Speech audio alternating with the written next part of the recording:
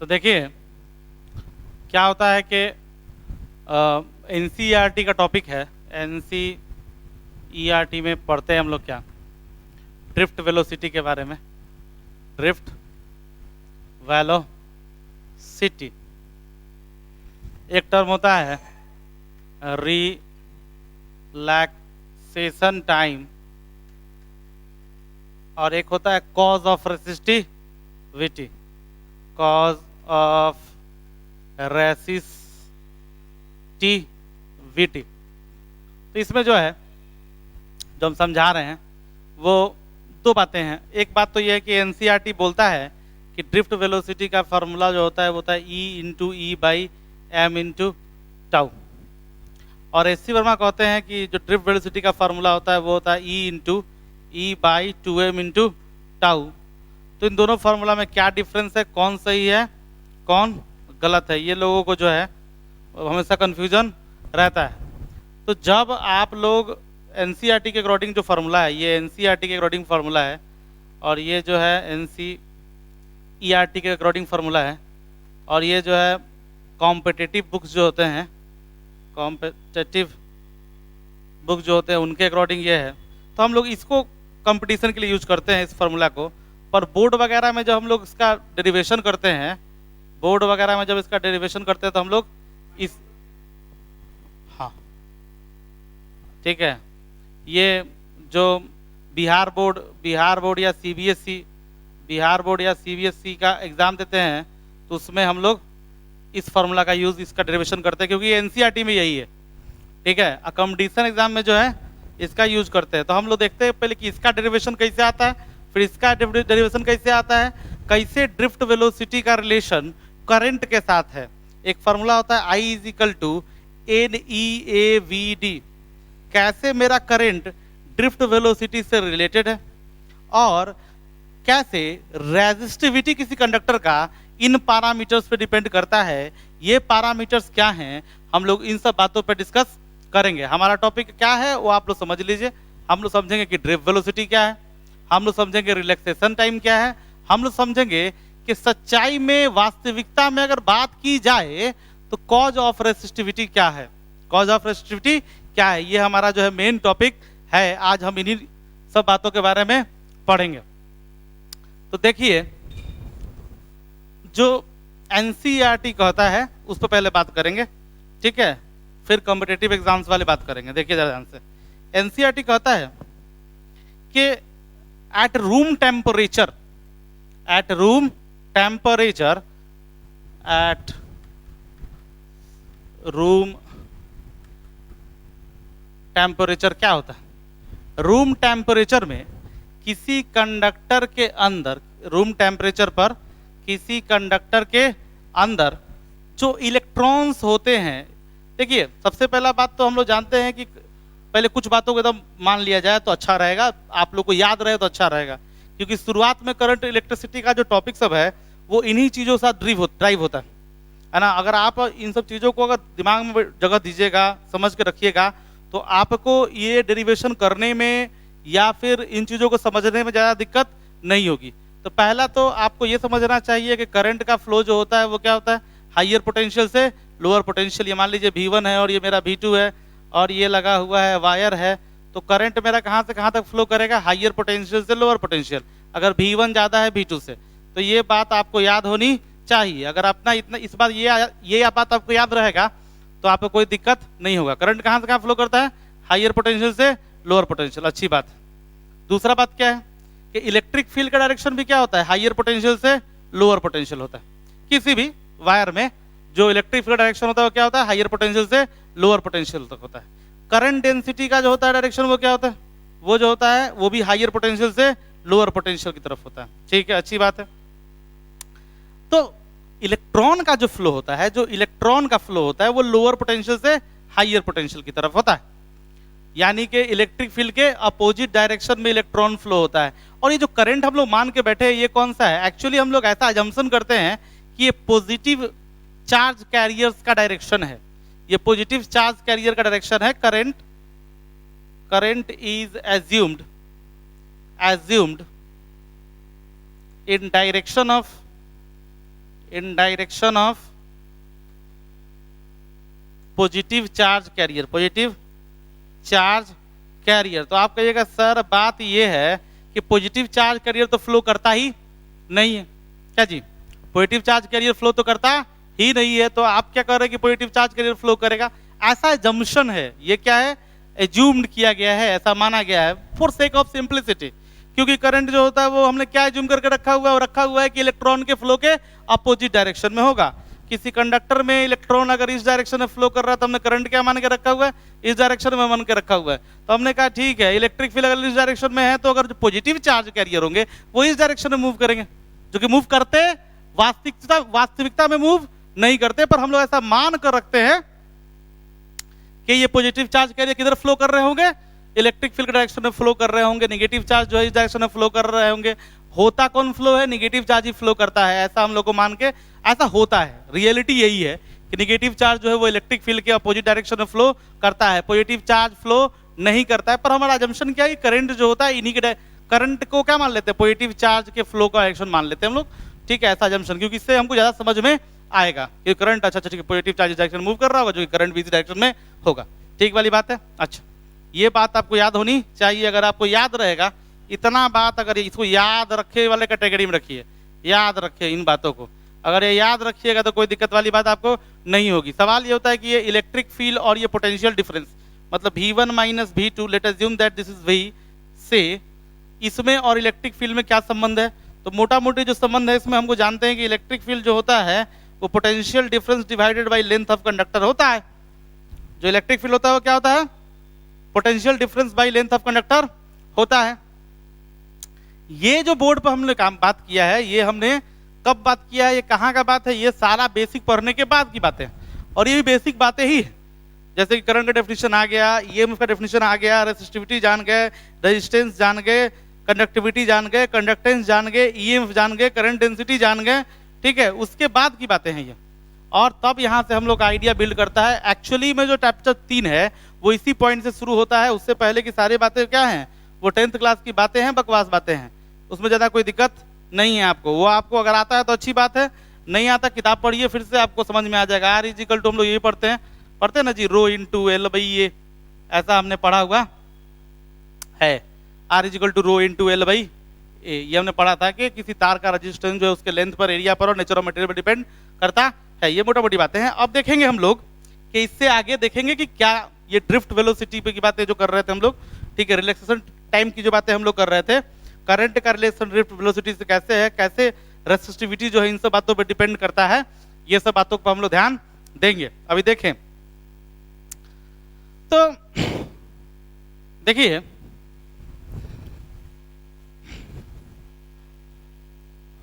याद रखिएगा इन बातों को, क्या नोट कर लेना है कि higher potential lower potential current, electric field भी higher potential lower potential, current density भी हायर पोटेंशियल से लोअर पोटेंशियल ना, इलेक्ट्रॉन का फ्लो लोअर पोटेंशियल से higher potential, electric field is equal to V by L, ठीक है। अच्छा, अभी क्या है देखिए ध्यान से, अगर मैं किसी वायर में अगर झांक कर देखूं, दूसरों के घरों में झांकते नहीं है लेकिन कंडक्टर के अंदर झांकते हैं, ये हमें सिखाया जाता है। देखिए ये जो है, अगर मैं कंडक्टर के अंदर झांकूं तो मैं क्या पाऊंगा कि कंडक्टर के अंदर जितना चार्ज कैरियर फ्री है, कंडक्टर के अंदर जो जितना चार्ज कैरियर फ्री है वो क्या करेगा? वो रैंडम डायरेक्शन में मूव करेगा, रैंडम डायरेक्शन में मूव करेगा। कोई किधर कोई किधर, कोई अता पता नहीं है कौन किस डायरेक्शन में मूव करेगा, ऐसा हमें पता नहीं है। बहुत अच्छी बात है। अगर मैं एक इलेक्ट्रॉन की बात करूं तो हो सकता है कि वो क्या करे, वो कहीं जाए, किसी दूसरे इलेक्ट्रॉन से टकराए, फिर इस तरह का वो, ठीक है। तो ऐसे में अगर माना जाए कि net displacement of charge carrier कितना होगा, net displacement of charge carrier की बातें की जाए तो कितनी होंगी? नेट डिस्प्लेसमेंट जो होगा वो 0 होगा। मतलब कि इन अब्सेंस ऑफ इलेक्ट्रिक फील्ड 0 है। इसका मतलब क्या है? इसका मतलब है बैटरी नहीं कनेक्ट, बैटरी कनेक्टेड नहीं है, बैटरी कनेक्टेड नहीं है, नहीं। जब बैटरी कनेक्टेड नहीं है, जब इलेक्ट्रिक फील्ड जीरो है, तो net displacement of charge carrier कितना है? जीरो। चार्ज कैरियर एक्चुअली होता कौन है? इलेक्ट्रॉन होता है ना, ठीक है। लेकिन हम लोग मान के क्या चलते हैं? पॉजिटिव चार्ज कैरियर, ठीक है। नेट डिस्प्लेसमेंट कितना है? जीरो है, काफी अच्छी बात है, नेट डिस्प्लेसमेंट जीरो है, ठीक।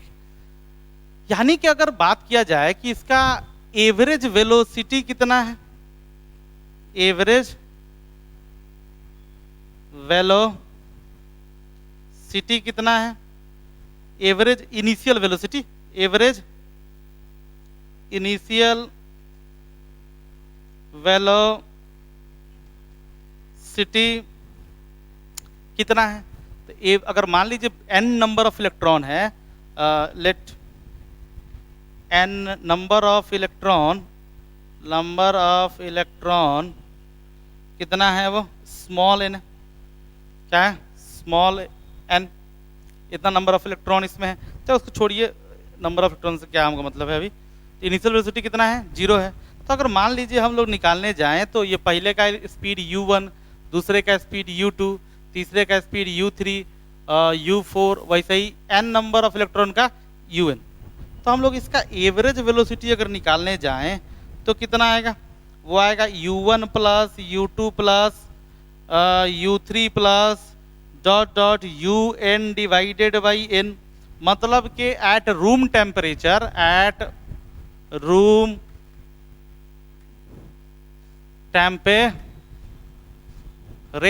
हमने क्या पाया कि जब इलेक्ट्रिक फील्ड जीरो है तो net displacement charge carrier zero है, और सभी चार्ज कैरियर का एवरेज वेलोसिटी कितना है?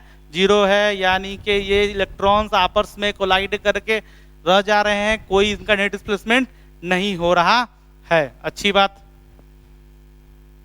लेकिन जो इलेक्ट्रिक, जब हम इसमें क्या करेंगे, जब इलेक्ट्रिक फील्ड लगा देंगे when E does not equal to zero, E does not equal to zero, ये इलेक्ट्रिक फील्ड जब जीरो नहीं है, इसका मतलब क्या है? इसका मतलब बैटरी आपने कनेक्ट कर दिया है। जब आपने बैटरी कनेक्ट कर दिया है तो ऐसा नहीं है कि इलेक्ट्रॉन इस तरह का मोशन नहीं करेगा, इलेक्ट्रॉन अभी भी इसी तरह का मोशन करेगा। जैसे मान लीजिए कि ये इलेक्ट्रॉन जो था पहले वो यहाँ जाने वाला था और यहाँ जाके टक्कर करता, लेकिन ये इनिशियल बात हो गई, ये इनिशियल बातें हो गई, इनिशियल। लेकिन after application of electric field अब वो कहाँ जाएगा? अब यहाँ जाएगा। ये पाथ फॉलो करेगा कब? इन प्रेजेंस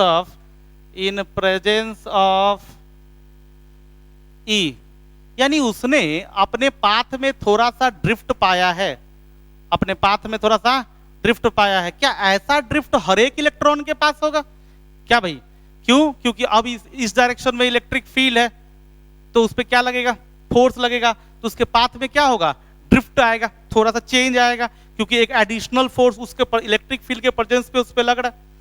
तो जब इलेक्ट्रिक फील्ड के प्रेजेंस में उसमें अब एक थोड़ा थोड़ा डिस्प्लेसमेंट होने लगा है, तब उसका एवरेज वेलोसिटी, ये u लिखना चाहिए हमको, इनिशियल था ये। अब उसका एवरेज वेलोसिटी वो क्या अब जीरो होगा? अब उसका एवरेज वेलोसिटी जीरो नहीं होगा, अब उसका एवरेज वेलोसिटी जीरो नहीं होगा, ठीक है। अब उसका एवरेज वेलोसिटी जीरो नहीं होगा, अच्छी बात है।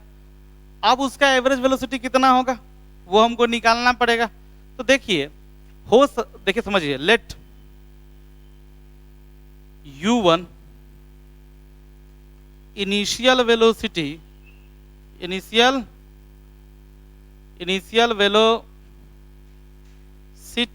Of first electron.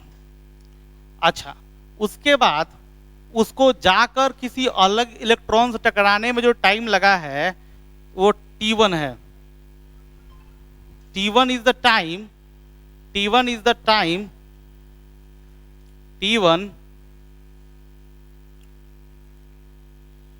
the time to collide with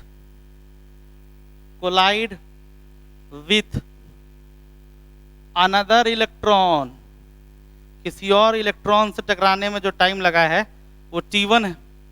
और चूंकि इस इलेक्ट्रॉन पे इलेक्ट्रिक फील्ड के आप जानते हैं कि किसी कंडक्टर के अंदर जो अगर इलेक्ट्रिक फील्ड इस डायरेक्शन में है, इलेक्ट्रिक फील्ड इस डायरेक्शन में है, सॉरी इलेक्ट्रिक फील्ड इस डायरेक्शन में है, तो इस इलेक्ट्रॉन पे जो फोर्स लग रहा है वो किधर लग रहा होगा? इलेक्ट्रिक फील्ड के अपोजिट डायरेक्शन में लग रहा होगा, नहीं?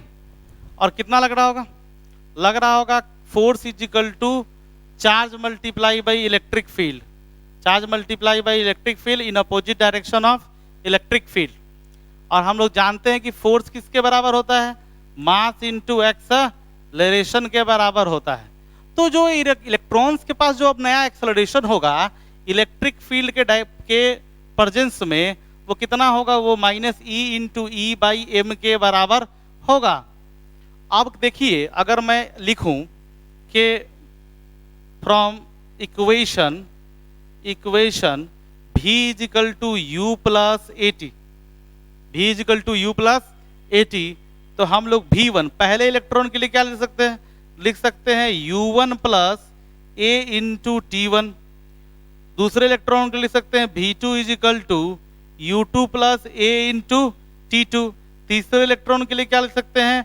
V3 is equal to U3 plus a into T3।